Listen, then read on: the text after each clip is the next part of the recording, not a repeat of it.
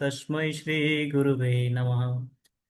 श्रीचैतन्य मनोभीष्टं स्थापितं येन भूतले स्वयं रूपः कदा मह्यं ददाति स्वपदान्तिकम्।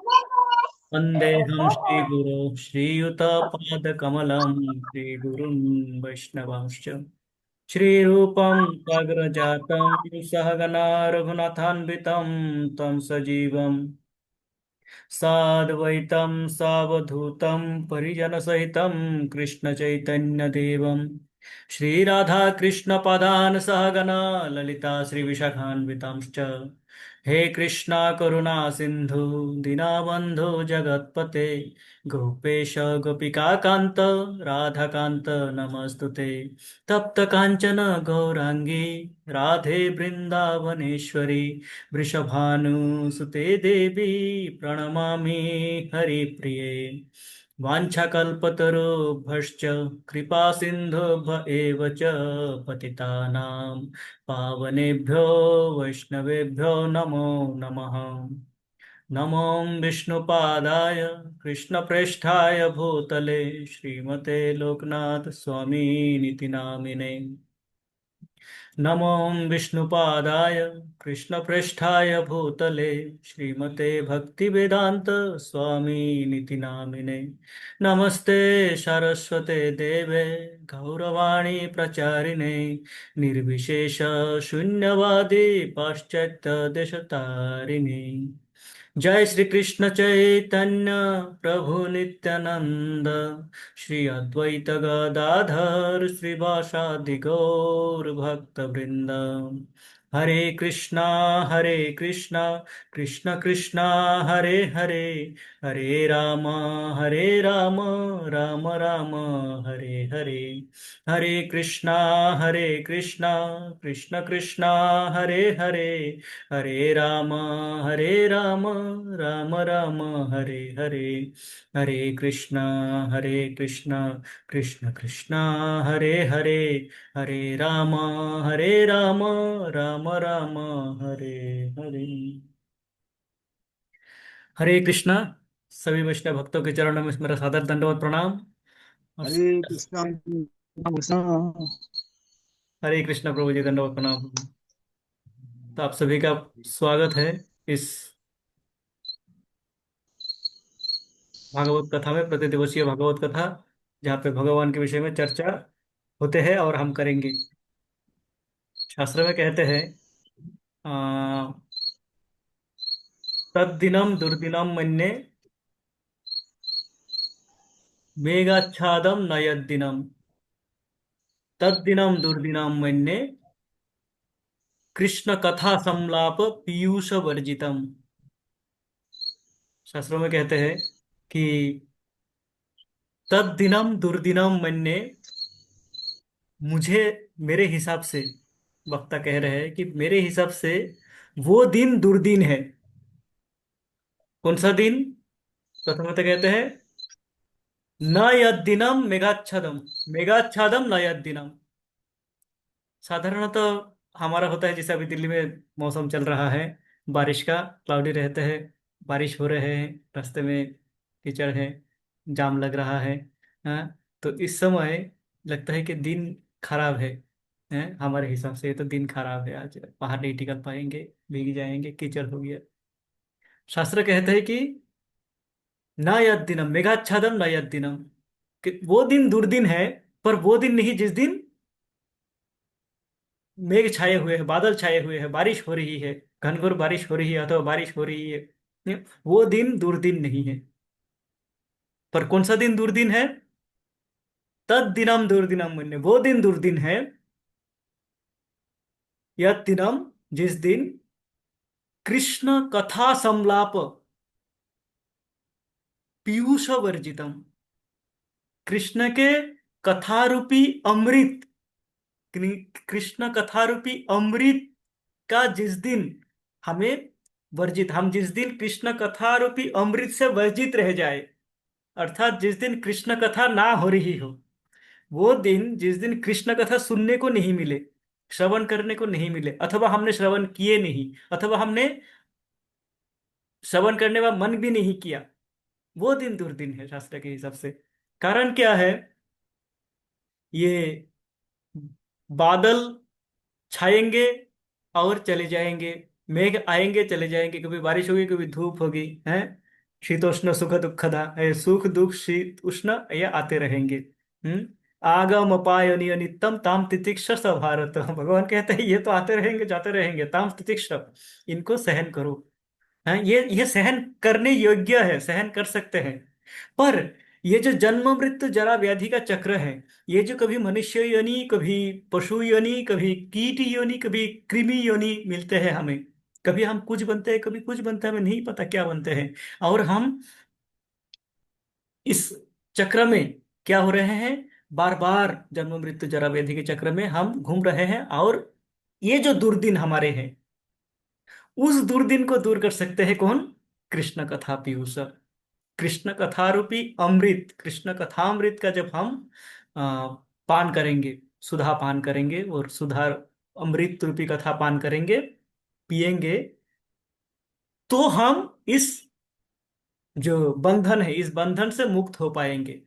इसीलिए कि वो दिन दुर्दिन है जब कारण साधारणतः हमें क्या लगता है, आज ही बैठ के सोच रहा था कि कृष्ण कथा ये तो मिल जाता है कहीं भी, यूट्यूब खोलो कृष्ण कथा है, मंदिर में बैठ जाओ कृष्ण कथा है, कहीं पे भी आजकल तो कृष्ण कथा हो रही है।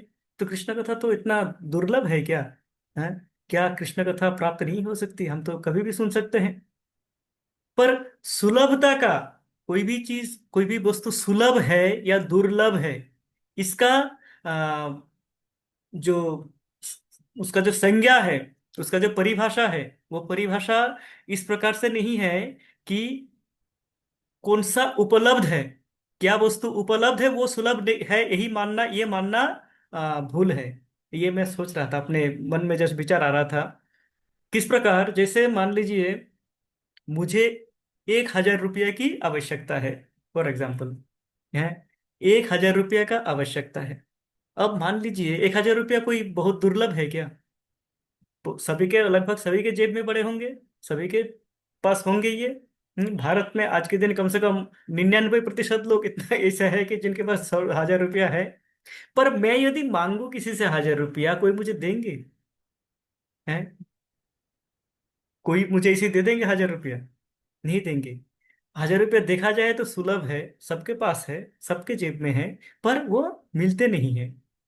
कृष्ण कथा कब वर्षा हो रही है? इस कली युग में भी, इस कली युग में ये जो समय है, जिस समय ये स्वर्णिम अवतार का आगमन हुए 500 वर्ष पूर्व महाप्रभु के रूप में, उनके कृपा से और उनके अनुयायी 6 गोस्वामियों के, 6 गोस्वामियों के कृपा से और उनके अनुयायी हमारे गुरु परंपरा के कृपा से ये दुर्लभ नहीं रहा, ये सुलभ हो गया है कृष्ण।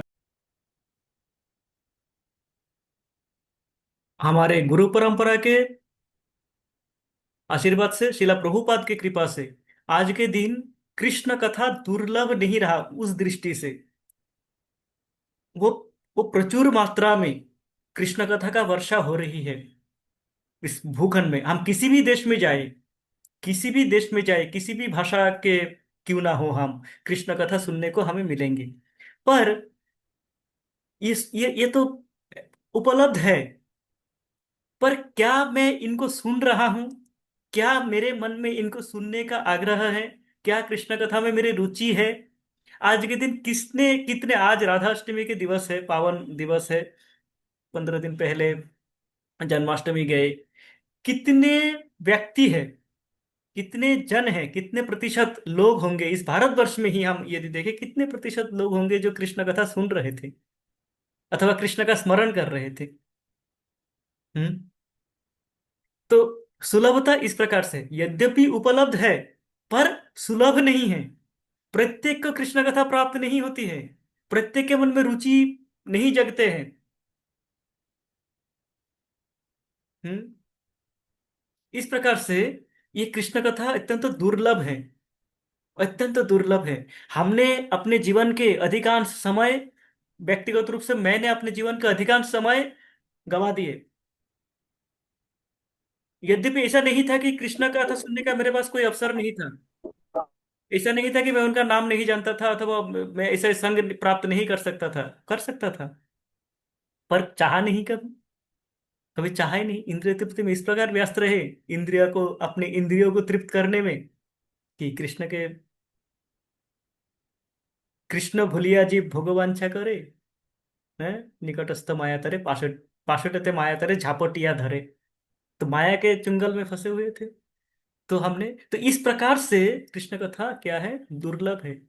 और हमारा सौभाग्य है कि हम हमारे गुरु परंपरा के आशीर्वाद से, ये कृष्ण कथा प्राप्त कैसे होते हैं? कृष्ण कथा हर किसी को प्राप्त नहीं होते हैं। किनको प्राप्त होती है? जिनको अपने गुरु और अपने गुरु परंपरा, गुरु वर्गों का आशीर्वाद है, जिनके ऊपर ये आशीर्वाद दृष्टि का दृष्टिपात हुए हैं, उनको ये सौभाग्य प्राप्त होती है कृष्ण कथा करने का, कृष्ण कथा सुनने का, कृष्ण कथा श्रवण कीर्तन करने का, कृष्ण भक्तों के संग करने का, साधु संग करने का अवसर प्राप्त होते हैं उनके कृपा से। हमारे गुरुवर्ग को ये कृपा कैसे प्राप्त हुई? वो किस प्रकार से इस आशीर्वाद को प्राप्त हुए, कि वो उनके आशीर्वाद से हमें ये आशीर्वाद प्राप्त हुई है, हमें ये सौभाग्य मिली है कि हम कृष्ण कथा का अमृत पान कर सके। उनको किस प्रकार से हुई है? उनको गुरु परंपरा से। इस प्रकार से यदि हम देखेंगे, इनका स्रोत कौन है? श्रीमती राधा रानी। श्रीमती राधा रानी के कृपा से हमें कृष्ण कथा सुनने का अवसर मिलता है। ध्यान देने योग्य बात यह है कि कृष्ण के कृपा से कृष्ण कथा नहीं मिलते हैं। कृष्ण के कृपा से कृष्ण भक्तों के संग मिलता है। कृष्ण के कृपा से गोलक वृंदावन मिलता है, वैकुंठ मिलता है। पर कृष्ण प्रेम, कृष्ण कथा में रुचि, कृष्ण में आसक्ति, कृष्ण कथा सुनूं, कृष्ण के पास जाऊं, ये आशीर्वाद प्राप्त होते हैं राधा रानी से। राधा रानी, कृष्ण कारण, कृष्ण के भीतर कृष्ण प्रेम नहीं है। कृष्ण के पास क्या है? भक्तों के प्रेम है, भक्तों के प्रति प्रेम है उनका। हम्म। अहम भक्तो पराधीन नौमेह स्वतंत्र दिज। कहते हैं कि मैं भक्तों के पराधीन हूँ। भक्तों के प्रति प्रेम है, भक्तों के प्रति श्रद्धा है, भक्तों के प्रति सहानुभूति है। पर कृष्ण के प्रति प्रेम, ये राधा रानी के पास है, ये कृष्ण के पास भी नहीं है। और ये कृष्ण के प्रति प्रेम जो हमें चाहिए, हम जो कृष्ण प्रेम प्राप्त करना चाहते हैं, जो हम प्रतिदिन कहते हैं हमारे जीवन का लक्ष्य क्या है, कृष्ण प्रेम, ये कृष्ण प्रेम कैसे प्राप्त होगी, किस प्रकार से होगी? राधा रानी के भजन से। राधा भजने जदि मति नाही भेल, कृष्ण भजन तब अकारने गेल। भक्तिविनोद ठाकुर कहते हैं, यदि राधा के भजन में आपका मति नहीं है, आपका मन नहीं है राधा के भजन, कृष्ण का भजन करते हैं आप, पर राधा रानी के भजन में आपका मन नहीं है, आप सोचते हो राधा रानी की आवश्यकता नहीं है, कृष्ण चाहिए, तो कृष्ण का पूजा करते हैं, तो कृष्ण भजन तब अकारणे गेल, बेकार गए, वृथा ही आपने कृष्ण भजन किए। कारण कृष्ण सत्यम सत्यम पुनः सत्यम, सत्यमेव पुनः पुनः, बिना राधा प्रसादेन मत प्रसादो न लभ्यते, पुराणों में कहते हैं। भगवान कहते हैं कि सत्यम सत्यम सत्यम, ये सत्य है, यही सत्य है, यही सत्य है, बार बार कहता हूं यही सत्य है। क्या सत्य है? बिना राधा प्रसादेन, राधा के अनुकंपा के बिना, राधा के तुष्टिकरण के बिना, मत प्रसादो न लभ्यते, मेरा आशीर्वाद संभव ही नहीं है, नहीं मिलेगा। कृष्ण स्वयं कह रहे हैं। तो ये राधा रानी का प्राकट्य दिवस है आज। जिनके शरणागत, हम हमारे वैष्णव परंपरा में देखेंगे, जिनके शरणागत सभी थे। हम्म। ब्रह्मा जी से प्रारंभ करके, हमारे जो चतुर्मुख ब्रह्मा जी है, ब्रह्मा जी से प्रारंभ करके ब्रह्मा, चतुष्कुमार, नारद मुनि, व्यासदेव, हमारे गुरु परंपरा, हमारे छह गोस्वामी, और इस जगत में स्वयं कृष्ण, जब राधा रानी का भाव लेके आते हैं, वो भी राधा रानी के अनुयायी, स्वयं राधा का भाव लेके आते हैं। हम्म। तो ये है हमारे अ, श्रीमती राधा रानी।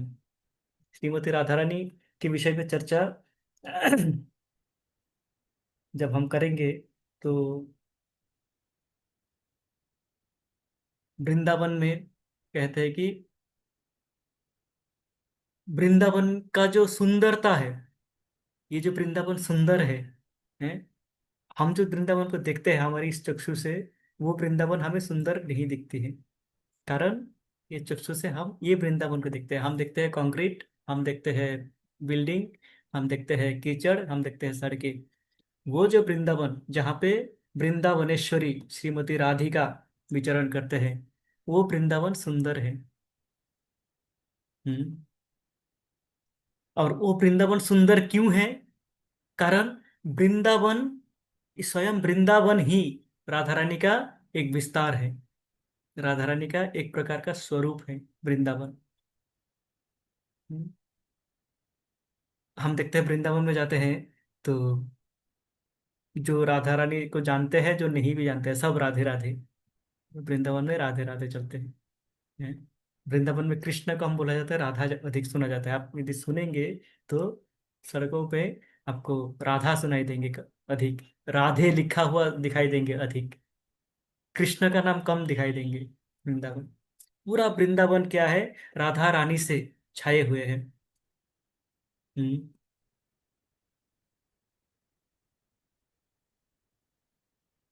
कृष्ण वृंदावन में जाते हैं जब उनका गोकुल का लीला समाप्त हुए हैं।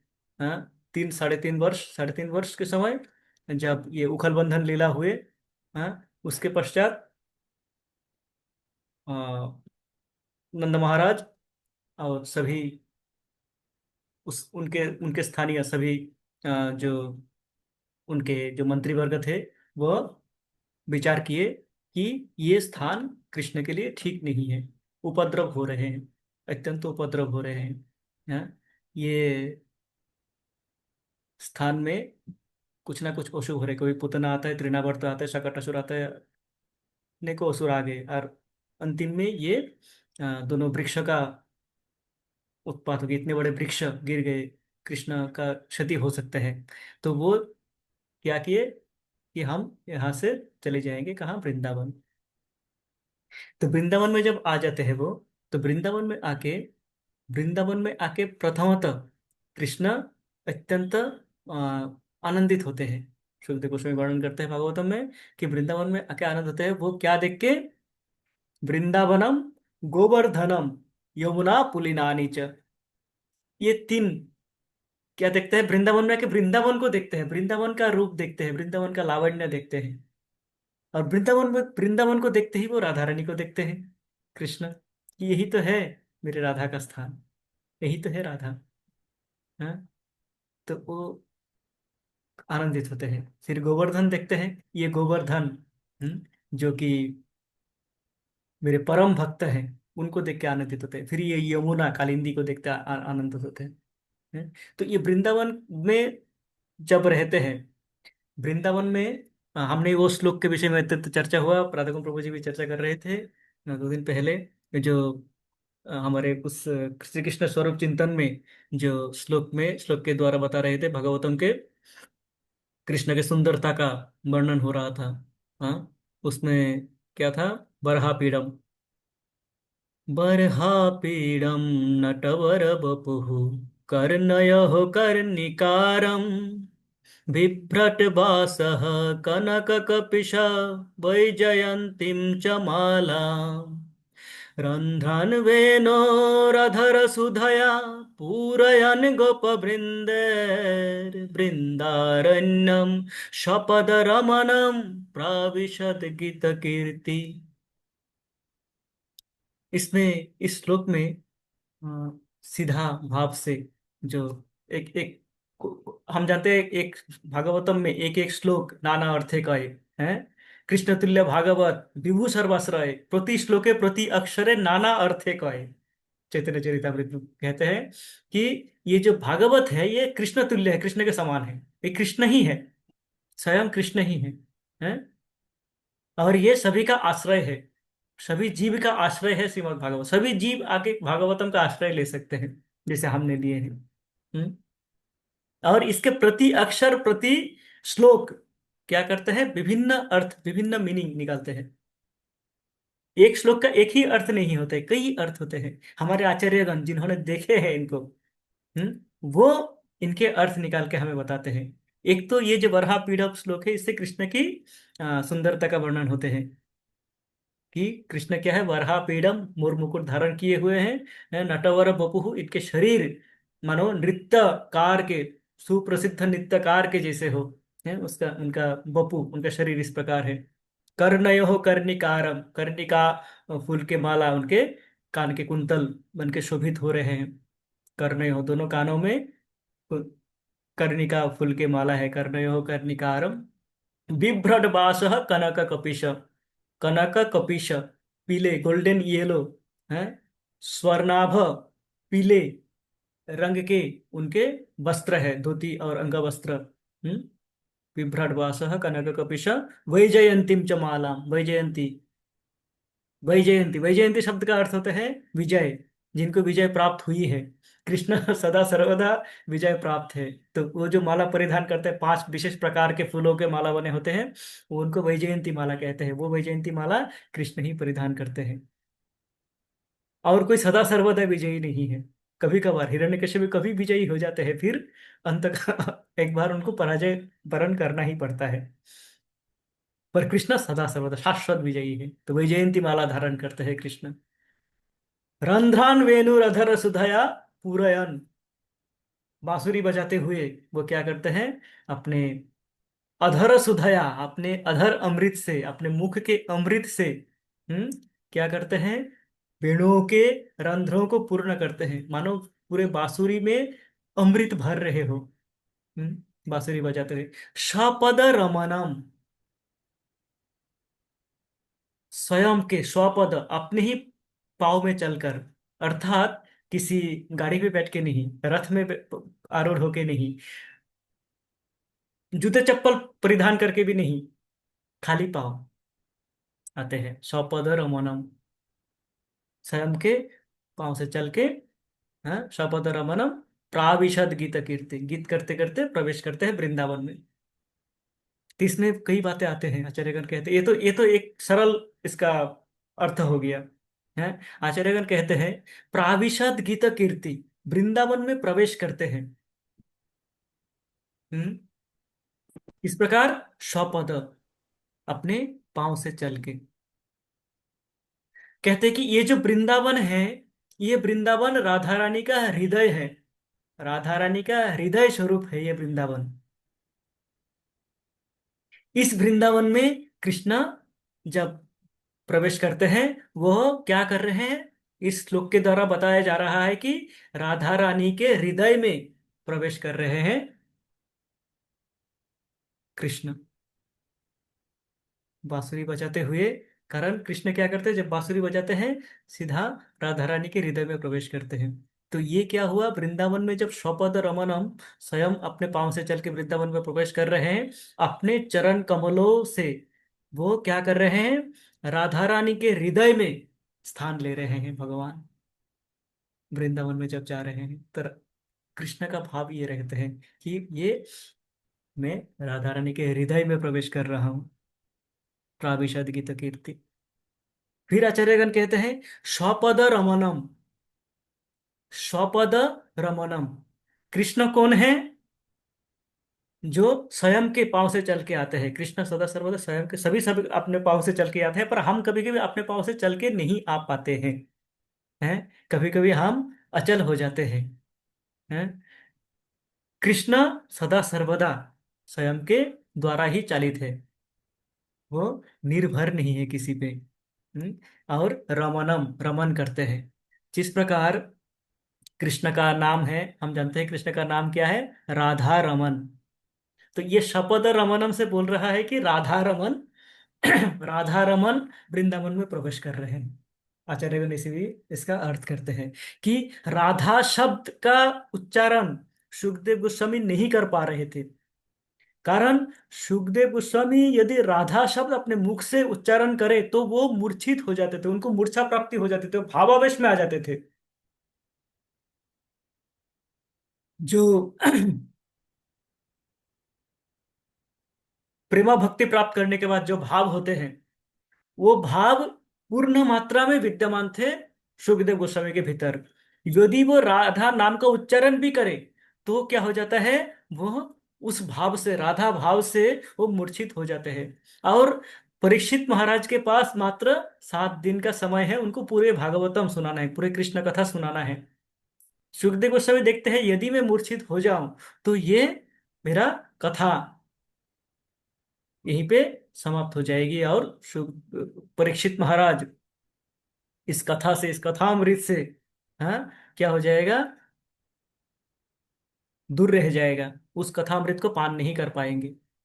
सुखदेव गोस्वामी श्रीमती राधा रानी का वर्णन करते हैं विभिन्न उपायों से, पर राधा रानी का नाम उच्चारण नहीं करते हैं। आचार्यगण कहते हैं कि ये एक श्लोक है जहां पे बताता है कि स्वपद रमनम, अर्थात राधा रमन वृंदावन में प्रवेश कर रहे हैं। कृष्ण जो कि राधा रमन है, वो वृंदावन में प्रवेश कर रहे हैं।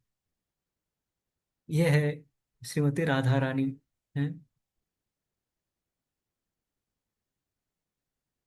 कृष्ण वृंदावन, वृंदावन के जो फूल होते थे, वृंदावन के जो सरोवर हैं, जो पद्माकर इत्थम शारद स्वच्छ जलम पद्माकर सुगंधिना न्याभिषाद वायुना वातम सगो गोपालकोच्युतः।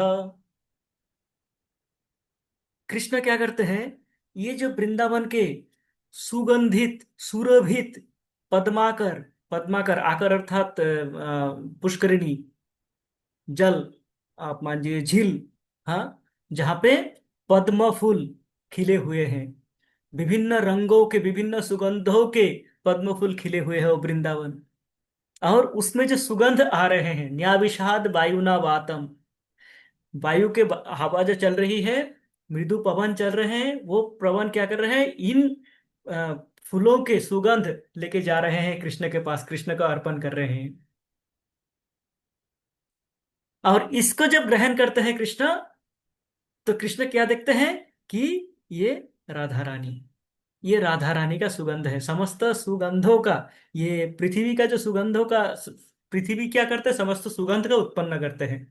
हम जो जानते हैं, जितने भी, चाहे वो आर्टिफिशियल हो चाहे वो नेचुरल हो, है, तो कृत्रिम हो प्राकृतिक हो, जो भी सुगंध हमें इस धरातल पे प्राप्त होते हैं, वो क्या है,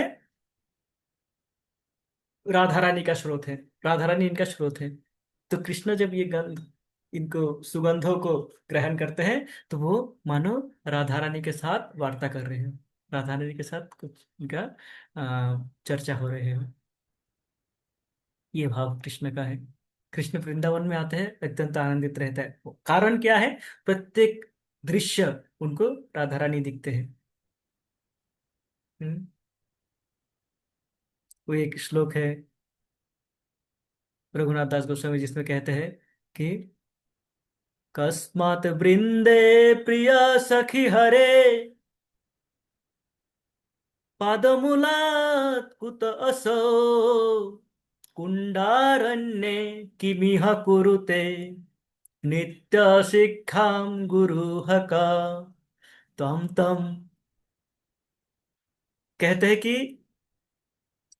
राधा रानी मानो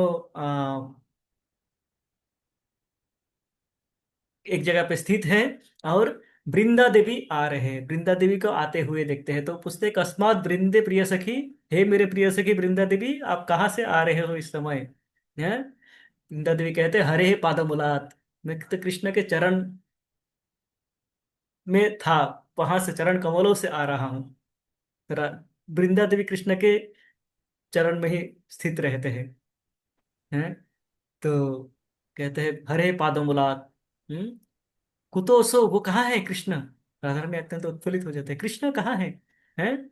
कुंडारण्य, बोलता है कि राधा कुंड के अरण्य पे, राधा कुंड के वन पे। किमिह कुरुते, क्या कर रहे हैं वहां पे? नृत्य शिक्षाम, नृत्य सीख रहे हैं। गुरु का, कौन, किन से सीख रहे हैं? कृष्ण। कृष्ण नृत्य शिक्षा किसके, किससे ले रहे हैं? हम्म कहते तुमसे।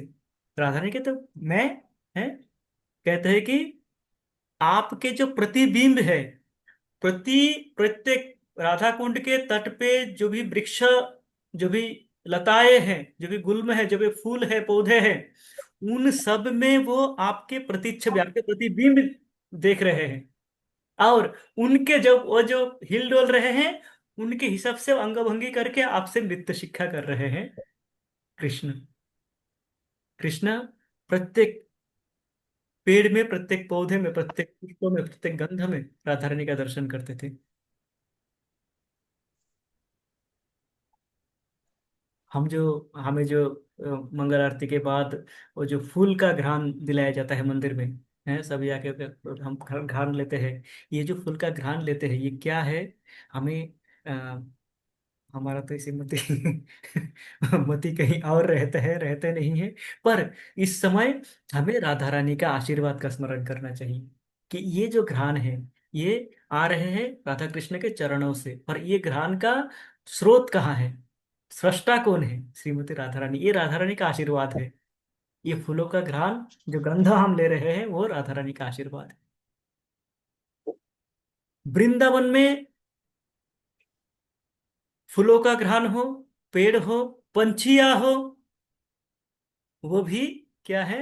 राधा रानी के भाव में तन्मय रहते हैं, राधा कृष्ण के प्रेम के भाव में तन्मय रहते हैं।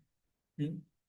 प्रत्येक वृक्ष अपेक्षा करते रहते हैं राधा, आज राधा कृष्ण का किस कुंज है? यदि उनके पास नहीं है तो अभी अभी भी कहते हैं कि कारण क्या होते हैं, वृक्ष चल नहीं पाते हैं।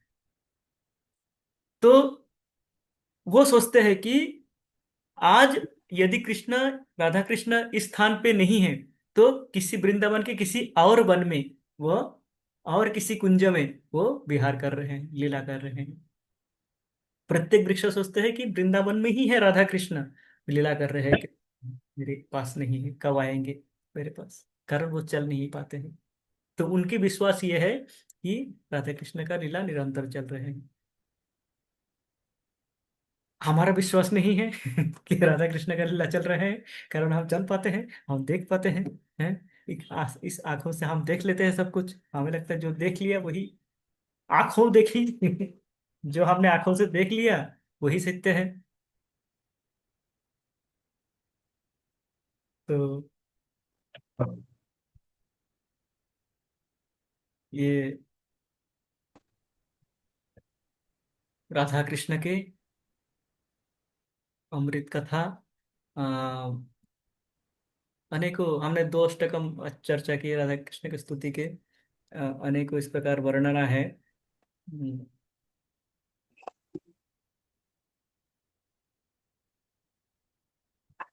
श्रीमद् भागवतम में राधा के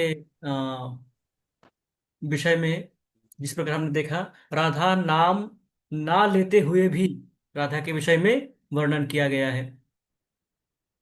हम्म बहुत स्थान इस प्रकार है जहां पे राधा का नाम नहीं लिया गया।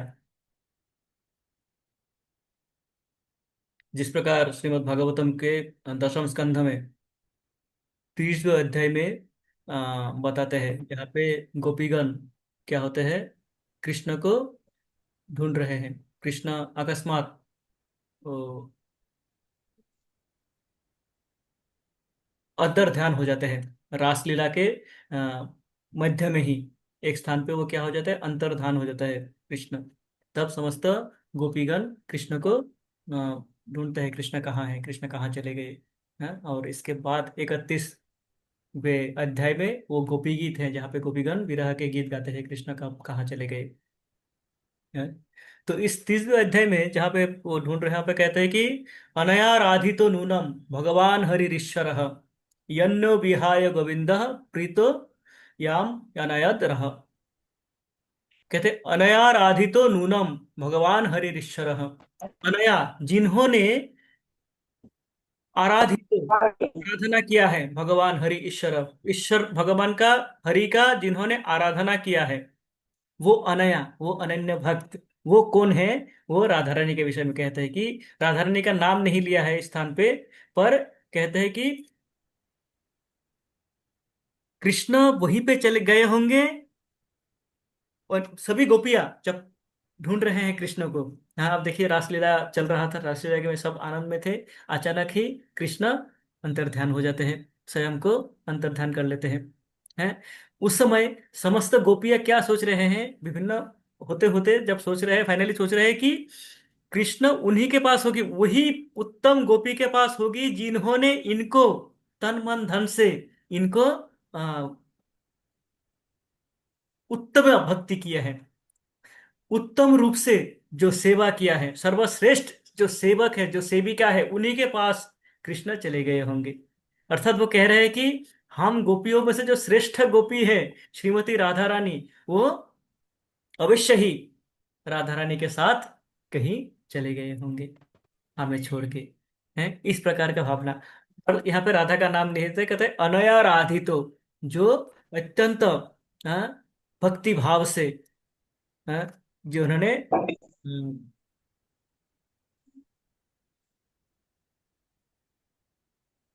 क्या कहते हैं, एकदम परिपूर्ण, पूर्णतः स्वयं को समर्पित करके जिन्होंने कृष्ण को भक्ति किया है, कृष्ण का पूजा किया है, कृष्ण अवश्य ही उन गोपी के साथ चले गए होंगे। तो वो राधा है जो समस्त गोपीगण भी जानते हैं कि हम में से श्रेष्ठ ये राधा है। कहते हैं कि समस्त जो गोपियां हैं, हमारे आचार्यगण कहते हैं कि ये समस्त गोपियां कौन है? ये समस्त गोपियां राधा का ही विस्तार है। शक्ति लादिनी, कृष्ण के लादिनी शक्ति एक है। कृष्ण की तीन प्रकार की शक्ति है, संधिनी, संबित, लादिनी। ये जो लादिनी शक्ति है, जो उनको आनंद प्रदान करते हैं, ये आनंद प्रदायिनी शक्ति एक है, वो है राधा। राधा का एकमात्र उद्देश्य है कृष्ण को आनंद प्रदान करना। कृष्ण को आनंद प्रदान करने के लिए कृष्ण अवतार में राधा विस्तार लेते हैं, विभिन्न गोपियों के रूप में, विभिन्न मंजरियों के रूप में, अपने सखियों के रूप में, अपने मंजरियों के रूप में। ये राधा विस्तार लेते हैं, राधा का ही विस्तार है। जैसे कृष्ण विस्तार, कृष्ण का कई विस्तार हो सकते हैं, कई विस्तार हैं, कई अवतार लेते हैं। रामादि मूर्तिषु कला नियमेन तिष्ठन् नानावतारम अकरोत् भुवनेषु किंतु कृष्ण स्वयं संभवत् परम पुमानीय गोविंदम आदि पुरुषम तमहम भजामि। समस्त अवतारों का स्रोत जिस प्रकार कृष्ण है, कृष्ण ही राम बन के आते हैं, कृष्ण ही बलराम बन के आते हैं, सब उनका विस्तार है। उसी प्रकार जो लादिनी शक्ति, जो आनंद प्रदायिनी शक्ति है, वो भी राधा का विस्तार है। समस्त गोपीगण राधा का विस्तार है। कृष्ण जब राम के रूप में आते हैं, राधा रानी सीता के रूप में आते हैं, सीता मैया के रूप में आते हैं। वैकुंठ में विष्णु के रूप में जब कृष्ण विस्तार करते हैं, पुरुषावतार, राधा रानी स्वयं को लक्ष्मी के रूप में विस्तार करते हैं, और कृष्ण का सेवा करते हैं, विष्णु का सेवा करते हैं, विष्णु का पाद सेवा करते हैं। हम्म। कृष्ण जब द्वारकाधीश बन के द्वारका में चले जाते हैं, तो हम जानते हैं कि तो विरह हो गए, राधा और कृष्ण तो मिले नहीं हैं। आज ही मैंने सुना, अमरेंद्र प्रभु का एक कथा, वो बता रहे थे कि कृष्ण जब द्वारकाधीश के रूप में द्वारका चले जाते हैं, तो राधा रानी सत्यभामा का विस्तार लेते हैं, सत्यभामा के रूप में जाते हैं और उनका सेवा करते हैं। तो कभी इस प्रकार नहीं हुआ कि राधा रानी कृष्ण का सेवा नहीं किया, राधा रानी कृष्ण से दूर रहे। कृष्ण के आनंद के लिए वो वृंदावन के सुंदरता बन जाते हैं, कृष्ण के आनंद के लिए वो सुंदर घ्राण बन जाते हैं, सुंदर सुगंधों का उत्पन्न करते हैं।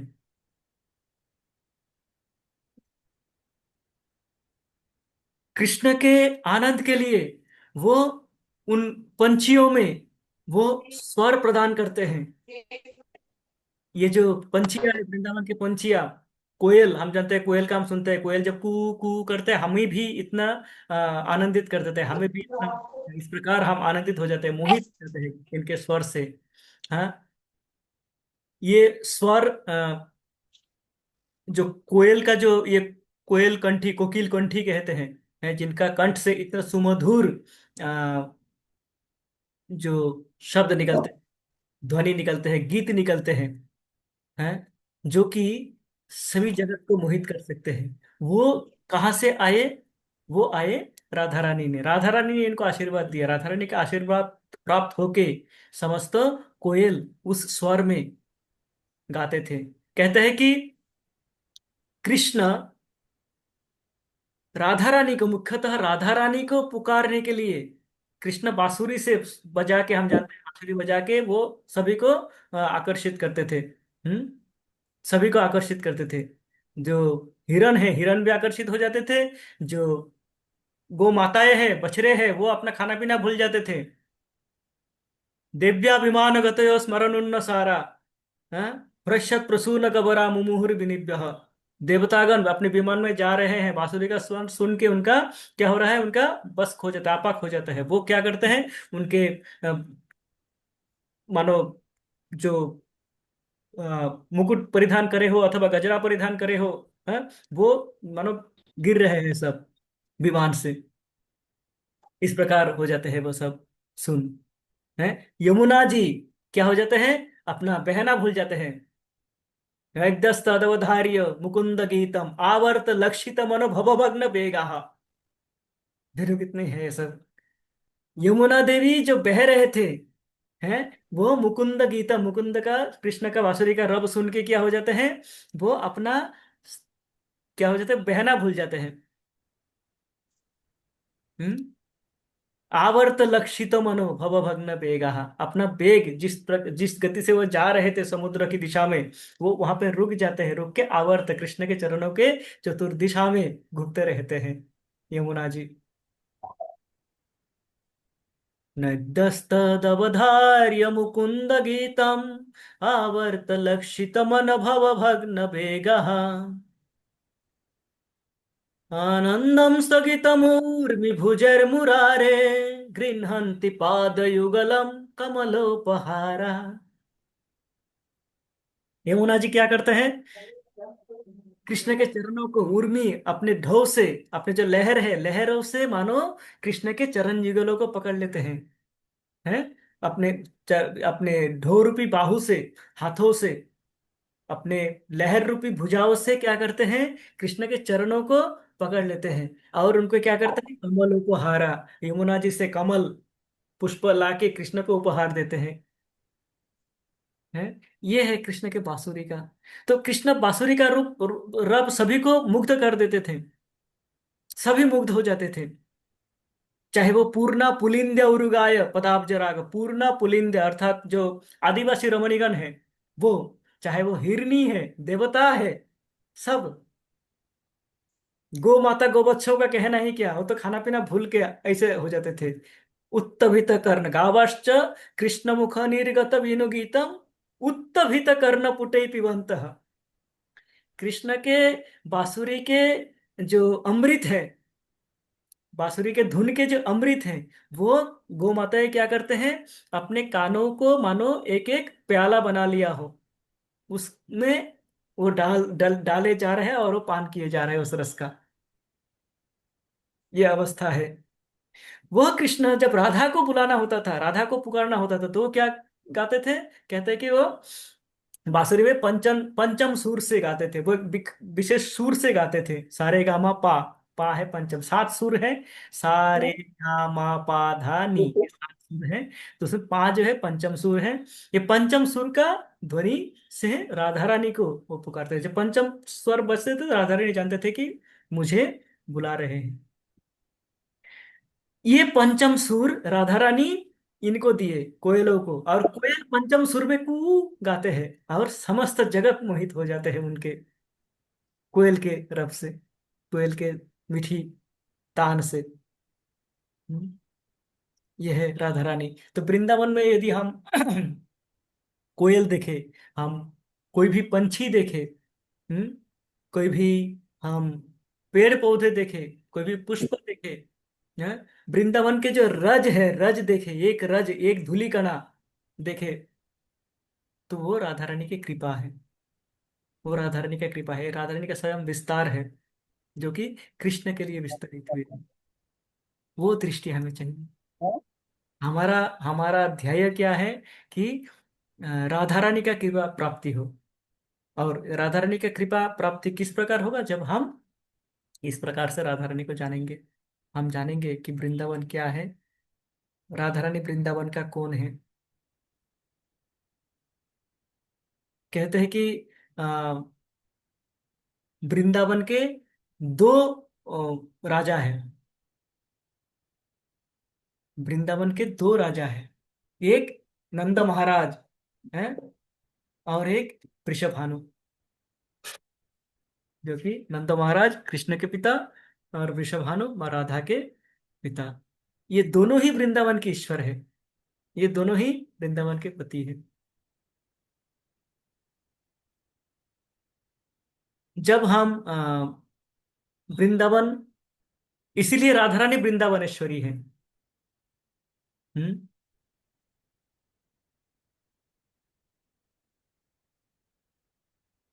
वृंदावन के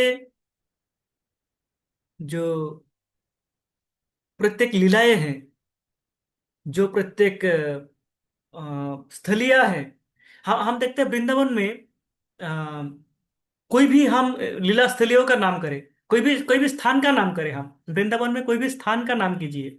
हम देख रहे थे कि कोई भी स्थान हो, यदि यद्यपि वो लगता है, मान लीजिए पीली पोखर, पीली पोखर से इसे कोई हमें लग नहीं रहा था कि शास्त्र के साथ में इसका कोई चर्चा होगी या कोई इसका संबंध होंगे। पर वो कहाँ से आया? हम देखते हैं कि वो इसलिए पीली पोखर नाम हुआ कि राधा रानी कृष्ण के लिए व्यंजन बना के, हैं, सुंदर पकवान बना के यशोदा के किचन में, तो वो जब जाते थे लौट के अपने बरसाना, उस समय वो उस पोखर में हाथ धोते थे, जिससे कि वो क्या हुआ, पीली हो गई। उससे इस जगह का नाम हो गया पीली पोखर। इसी प्रकार कोई भी, जो भी वृंदावन का कोई भी स्थान है, वो चाहे प्रेम सरोवर हो, जितने भी सरोवर है, प्रेम सरोवर हो, कुसुम सरोवर हो, आज महाराज भी बता रहे थे कि ये सारे जो स्थलियां हैं, ये राधा रानी से संलग्न है। राधा कृष्ण के प्रेम, अथवा स्वयं राधा रानी से संलग्न है। कुसुम सरोवर कारण उसके किनारे, महाराज आज बता रहे थे कि इसके किनारे क्या होता था, फूलों के बाग होते थे। और राधा अपने सखियों के साथ में आके यहाँ पे कुसुम, कुसुम अर्थात फूल, कुसुम का चयन करते, फूल चयन करते थे, फूल लेते थे कृष्ण के लिए। है कुसुम सरोवर। प्रेम सरोवर, जिन्होंने अपने क्रंदन से, अपने अश्रुओं से सरोवर बना दिए, दोनों ने, कृष्ण और राधा के अश्रुओं के साथ। है, तो कोई भी स्थली जिनका लग सकता है कि उनका नाम हो सकता है कि शास्त्रों में ना हो, पर वो भी क्या है, राधा रानी से युक्त है। राधा रानी क्या है? वृंदावनेश्वरी। आज के दिन कोई गली, कोई मोहल्ला, वो भी राधा के नाम से अनुप्राणित है, राधा के किसी लीला से अनुप्राणित है। यह है वृंदावन। हाँ? वृंदावन वो है जहाँ पे राधा रानी, कृष्ण के वो प्रेम जो सहजलब्ध नहीं है, जो सरल नहीं है प्राप्त करना, उस प्रेम को प्राप्त करना सरल बना देते हैं यदि हम वृंदावन का दर्शन करें, यदि हम राधा रानी के शरण ले। राधा रानी के शरण ही हमें वृंदावन प्राप्ति के, कृष्ण प्राप्ति के, कृष्ण प्रेम के प्राप्ति में हमारे सहायक, प्रधान सहायक है और एकमात्र सहायक है, जो हमें कृष्ण प्रेम प्रदान कर सकते हैं। ये माँ राधा रानी की कृपा है। माँ राधा रानी क्या है? करुणा, करुणामयी, करुणाम करुमयी करुणा भरीते, जिनमें जो करुणा से परिपूर्ण है, वो राधा रानी करुणाम कुरुमयी। हे माँ राधा, आप तो करुणा से परिपूर्ण हो, जिनके पास जो है वही तो देंगे। मेरे पास जो है मैं दूंगा। मेरे पास क्या है? काम क्रोध लोभ मोह मद मात्सर्य, ये सब हिंसा द्वेष है, तो मैं यही दे सकता हूँ। जिनके पास करुणा है वो करुणा देंगे। नींबू निचोड़ेंगे तो नींबू का रस निकलेगा, और संतरा निचोड़ेंगे तो संतरा का रस निकलेगा। हाँ, नींबू निचोड़ने से संतरा का रस नहीं मिल सकता है। तो मुझे कोई निचोड़ेगा तो क्या मिलेगा? यही सब मिलेगा, काम क्रोध मिलेंगे। माँ राधा रानी परिपूर्ण है करुणा से। हम्म जिसके लिए आज आज ये भी महाराज जी बता रहे थे, आज महाराज से सुन के ही सब आ रहे हैं। करुणाम कुरुमयी करुणा भरिते सनक सनातन वर्णित चरिते। सनक सनातन जो कि चिरकुमार है, वो राधा रानी का चरित्र वर्णन कर रहे हैं। इस प्रकार करुणा है राधा रानी की। है सनक सनातन चार कुमार हम जानते हैं, जो कि अपने बाल्यावस्था से शैशव अवस्था से ऊपर जाने के लिए तैयार नहीं थे। ब्रह्मा जी प्रथम, उनका उनका पिता उनको बोल दिए कि हम यही शिशु रहना चाहते हैं, हमें बड़े नहीं होने हैं। तो वो यद्यपि ब्रह्मा जी के बाद उन्हीं का सृष्टि हुआ, तथापि वो शिशु ही है अभी भी। चार कुमार, वो चार कुमार जो कि बाल्य है, बाल्यावस्था में है, शैशव अवस्था में, वो राधा रानी के चरित्र वर्णन कर रहे हैं। वो है करुणामयी राधा रानी। वो राधा रानी का हम करुणा प्राप्ति का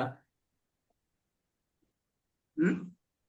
प्रार्थना कर सकते हैं। मेरी प्रार्थना है कि हे माँ राधा, हे करुणा के सागर, हे कृपा के सागर, आपकी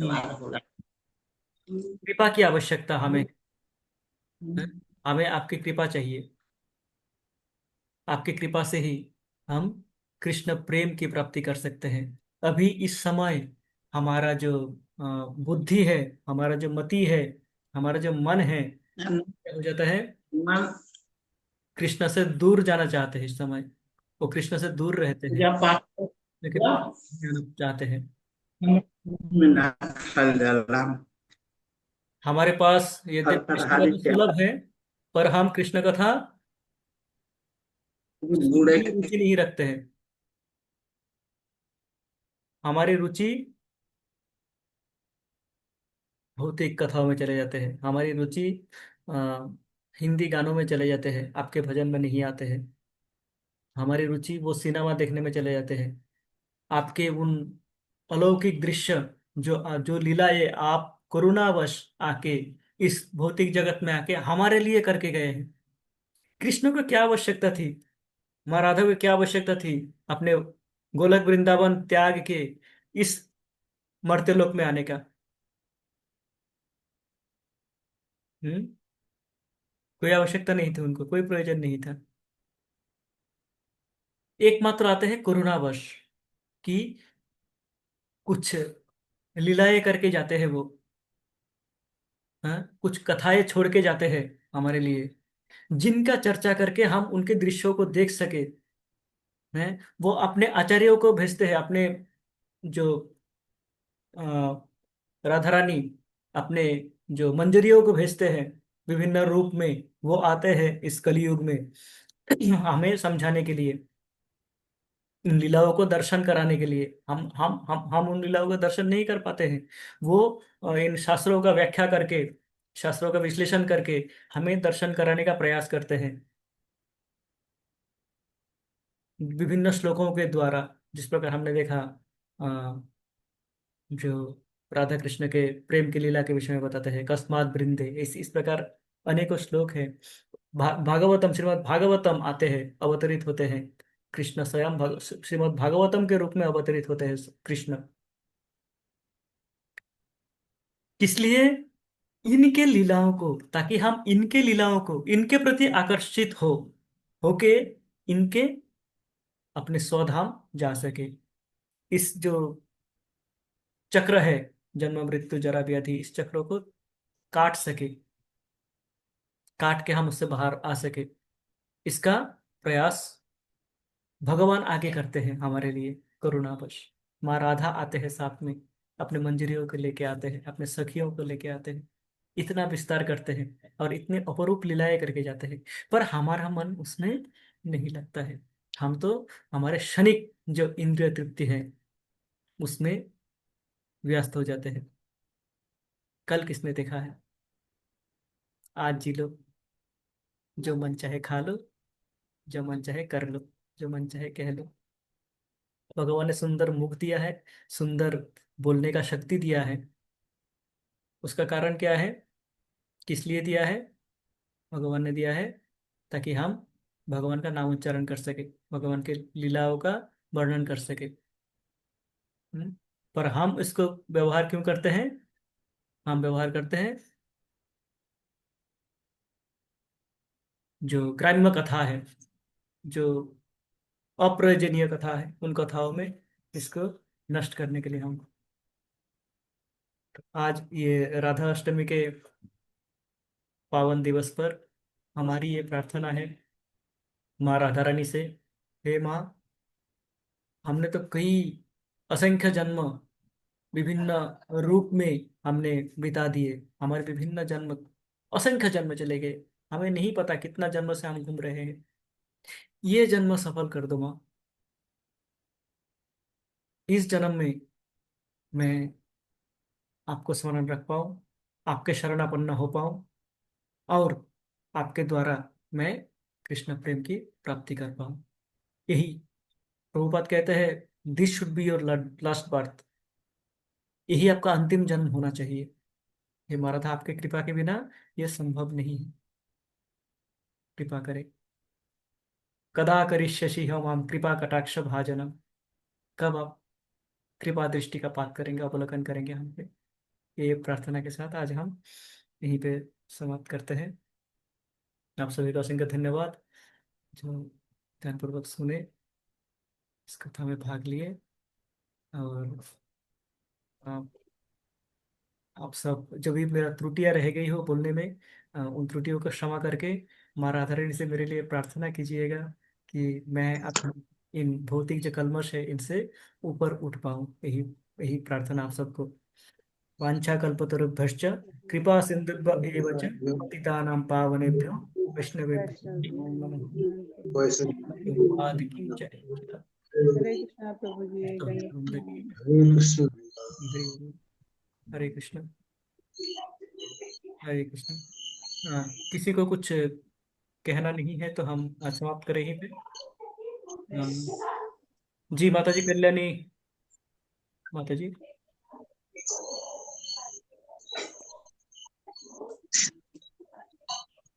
यस माता जी बताइए। फ्रीडम वाला स्टार्टिंग में श्लोक कहा था आपने ने। थोड़ा सा नॉइज आ रहा था माता जी, एक बार फिर से बताएंगे कुछ? आपने स्टार्टिंग में श्लोक कहा था ना, वरा फ्रीडम वाला श्लोक स्टार्टिंग में। बरहा पीड़म नटवर बपुहु। वो तो वो श्लोक कर वो दीजिएगा प्लीज। श्रीमद् भागवतम के दशम स्कंध 21वें अध्याय में है। पांच या छह श्लोक है, पंचम या षष्ठ। अरे द 10:21 5 और 6। 10:25, हाँ 10:25 करेक्ट माता जी, यस। Okay okay.